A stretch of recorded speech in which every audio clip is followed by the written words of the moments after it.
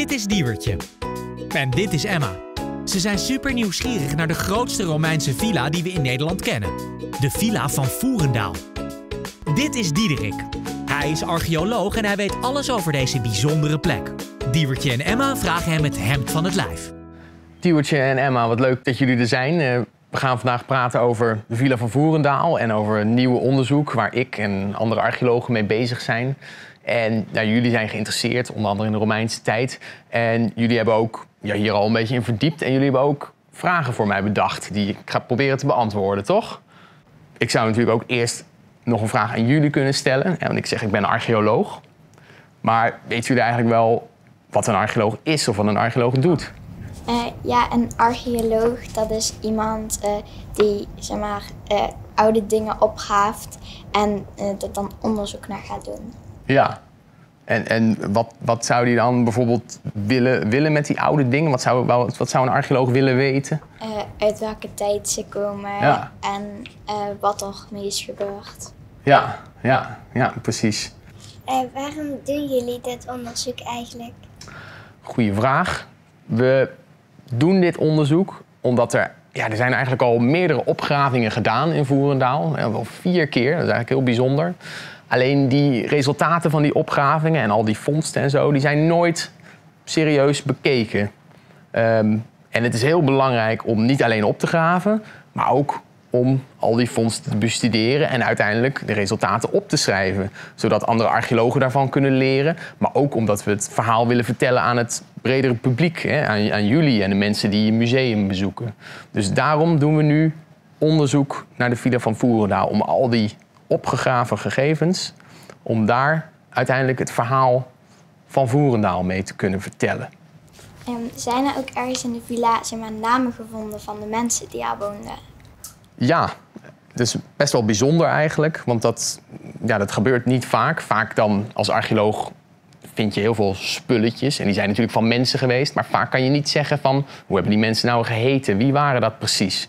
En in Voerendaal hebben we 2 scherven gevonden waarin mensen hun namen hebben gekrast. En zo weten we dat er 2 mensen waren, Secundius en Severus, die op de villa hebben gewoond. En daar waarschijnlijk hebben ze hun naam in die scherven gekrast als onderdeel van een soort offer of een bepaald ritueel wat ze hebben uitgevoerd bij een klein tempeltje wat op de villa lag. En wie dat dan precies waren, dus waren dat dan mensen die... Was dat misschien de villaheer, dus de eigenaar van de villa? Of waren dat mensen die daar werkten? Dat weten we niet zeker. Welke materialen zijn er gebruikt bij het bouwen van deze villa? En materialen uit Limburg of ook uit andere delen van het Romeinse Rijk? Zo, dat is een goede vraag hoor. Voor de villa, de stenen villa, zijn vooral materialen gebruikt die in Limburg zelf gevonden kunnen worden. Enerzijds steen natuurlijk. En voor Zuid-Limburg is het best bijzonder dat je daar steen in de ondergrond vindt. Zeker als je het vergelijkt met de rest van Nederland, waar dat niet zo is. Dus juist in Zuid-Limburg kan je best goed kalksteen vinden. En juist dat gesteente is veel gebruikt in de funderingen van de villa. Maar die gebouwen waren niet compleet van steen gebouwd.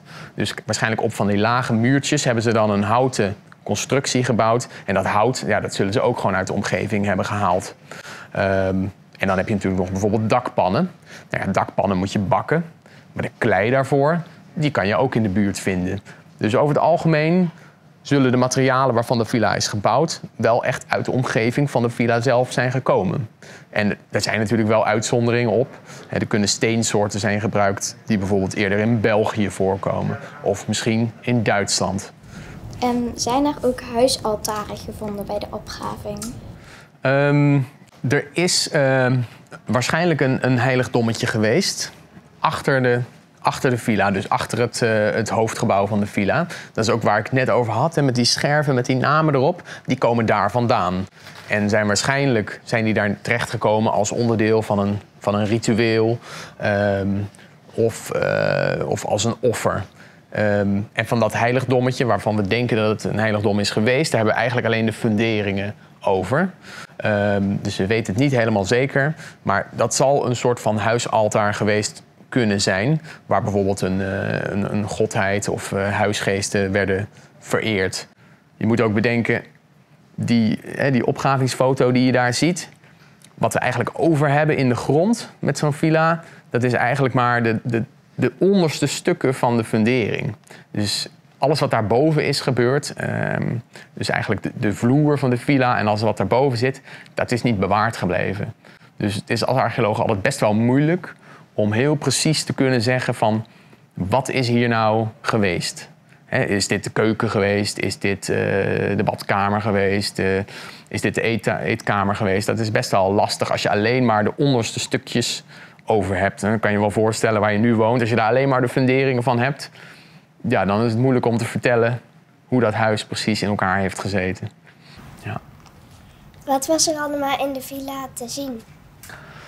Nou, eigenlijk moet je dan ook naar dat plaatje kijken, hè, die reconstructie waar we al een paar keer naar hebben gekeken. En je kan je voorstellen dat als je de poort binnenloopt daar, hè, dat je dan zo voor je ziet zo'n mooie siertuin met gebouwen zo aan weerszijden, witte muren, rode dakpannen en dan voor je zo 200 meter lange zuilengalerij. Dus het moet enorm indrukwekkend geweest zijn. En dan achter die zuilengalerij, dan zag je eigenlijk al die torentjes van dat woonhuis. Je zag aan de linkerkant een heel groot graanpakhuis. En er kon wel 100.000 kilo graan in opgeslagen worden. En helemaal links zag je ook een badgebouw. Dus eigenlijk de badkamer van de villa-heer, zeg maar. En nou, daar is het leuk ook van dat die badkamer eigenlijk helemaal niet vastzit aan dat woonhuis. Dus die villa-heer moest eigenlijk een heel stukje lopen om naar zijn badkamer en naar zijn wc te gaan. Dat is eigenlijk heel erg gek. Alsof je thuis ineens, als je 's ochtends gaat douchen, eerst 100 meter moet lopen. Dus dat is wel speciaal aan de villa van Voerendaal ook.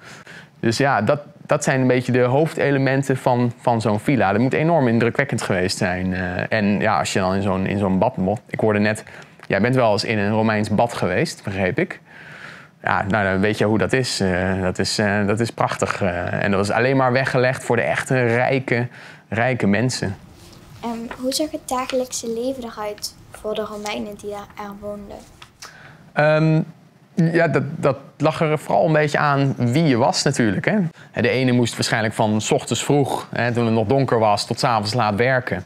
Echt hard werken, lichamelijke arbeid. En de villaheer, ja, die zal misschien administratieve taken ook hebben gedaan, hebben zijn gasten ontvangen of gewoon lekker in het badhuis zitten. Dus ja, daar zit nogal een verschil tussen. Zo van, moet je hard werken voor je geld of moet je gewoon aan de slag? Of ben je een villaheer die veel meer tijd waarschijnlijk ook heeft om te genieten van zijn luxe villa. Ja. Wat hebben jullie tot nu toe van dit project geleerd wat jullie nog niet wisten? Ja, dan zeg ik toch in eerste instantie dat er al meer dan 1000 jaar mensen woonden op dat terrein langs de weg in Voerendaal. En die woonden toen in houten huizen, dus dat was heel wat anders dan die stenen villa van daarnet. Maar goed, die plek die werd altijd al bewoond. En daar krijgen we nu steeds meer zicht op. En dan hebben we het over een periode van 600 voor Christus tot, dus de ijzertijd heet dat, tot 600 na Christus ongeveer, de vroege middeleeuwen. Nou ja, goed, dat is een enorme tijd. Hè? Dat is 1200 jaar lang. En dat is wel nieuw dat we dat zo goed in beeld hebben weten te brengen. Hoeveel Romeinse villa's zijn er tot nu toe in Nederland gevonden? Ik denk dat we met name in Limburg, want bijna alle Romeinse villa's liggen in Limburg. Ik denk dat we daar ongeveer 200 plekken kennen waar een villa heeft gestaan. Maar dat wil niet zeggen dat al die villa's zijn opgegraven. Soms hebben we alleen bijvoorbeeld de dakpannen die aan de akker liggen. En dan wordt er gezegd van nou, hier liggen zoveel dakpannen dat we denken dat hier een villa ligt. En dan zijn er tientallen villa's opgegraven, maar vaak alleen één gebouw, dus het hoofdgebouw, het stenen huis. Maar dan weten we bijvoorbeeld niks over de andere gebouwen die er hebben gelegen. Misschien de badgebouwen of de graanpakhuizen of de schuren en de stallen. En voor Voerendaal, zoals ik net al zei, is het juist heel erg interessant dat we ook al die gebouwen hebben. Dus dan kunnen we iets zeggen over van hoe zag de villa er als geheel uit. Dus als compleet complex en niet alleen dat woonhuis. Dus ja, 200 treinen met villa's, tientallen opgegraven. Maar zo goed als Voerendaal zijn er maar een paar opgegraven. Ja.